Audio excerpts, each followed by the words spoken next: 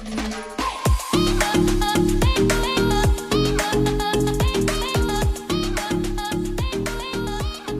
everybody, this is Holden Hassel with Equita Final Expense Services and FinalExpenseMastery.com. Today I got a nice short and sweet video for you. Probably one of the most powerful things that I do. It's called pattern interrupt. Never heard that term before, but I knew that I did it. Someone said it. I was like, this is perfect. I think this is a great fit and a great name for exactly what I'm doing when I'm out in the field. So you kind of do this to acknowledge what someone says, but you're changing the topic and controlling the conversation. So let me give a couple different examples of kind of how this works and how I'll do it. So let's say you're sitting down with someone, they're like, man, you know what? In the end of the day, I kind of realize that there's just so many different scams out there, and I don't want to do this, that, and the other thing, and I don't trust anybody because of this scam, right? So what you can do is pattern interrupt, stop that negative thought process, and just change it. Hey, so how long you been living over here for?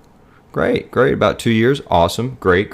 And then what you do is you just move on to the next topic, and you're really just controlling the conversation. So you got a lot of friends and family in the area. Got some kids. Awesome, 2 kids. Great. How many grandkids you got? About 6. Man, that's a birthday every other month. That definitely keeps you busy.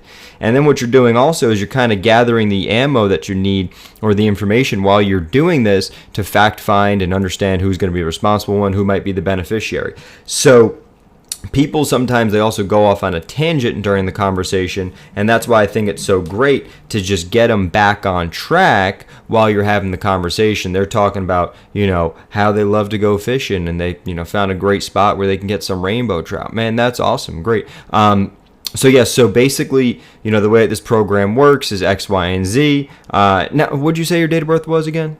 Perfect, great. And then you just bring them back in track. You interrupt their pattern of their thought process and reel them back in. So it's a very, very good way to transition into the sales process, stop what they're doing, take control of the situation, and you can go ahead and just kind of get back on track, or stop the negative thought processes from occurring, and that way you can go ahead and really just proceed with the application. And the thing that I realized too is it's not a true objection unless they say it multiple times and you can't get past that hurdle. So no, I really need to speak to my son. No, like honestly, I don't do anything unless I speak to my son. Okay, well this $50 a month makes sense, but like I said, I can't do anything without talking to my son. That's a real objection.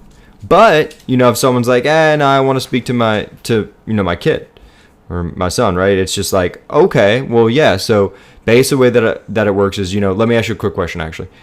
Do you make all your own financial decisions? You do? Okay, great. And this process is really simple. What we're doing is we're just qualifying you today. I don't collect no money or nothing along those lines. Now, I know that you already have some existing insurance in place. Let me ask you a quick question. Did you have to check with your son before you did that? I know you got it through the mail, right? That's fine. No, you did not? Perfect, great. So what we'll do is we're just going to get you all qualified for this and just see if it makes sense for you. Sound good? Great, awesome.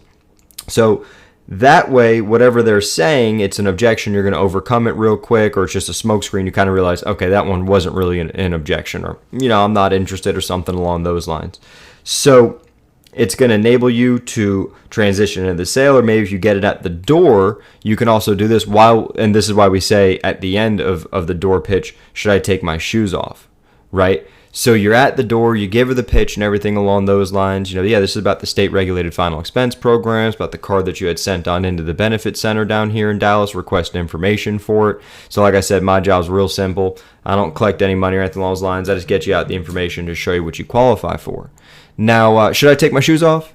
Boom! Just disrupted the whole thought process, right?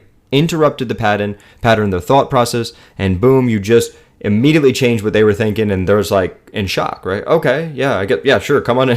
No, you don't have to take your shoes off. So you can do that when you're also looping. You can do that when people are going off on a tangent, when people say something that you don't want to breathe life into it, like scam or something like that, which you're not out here scamming no one.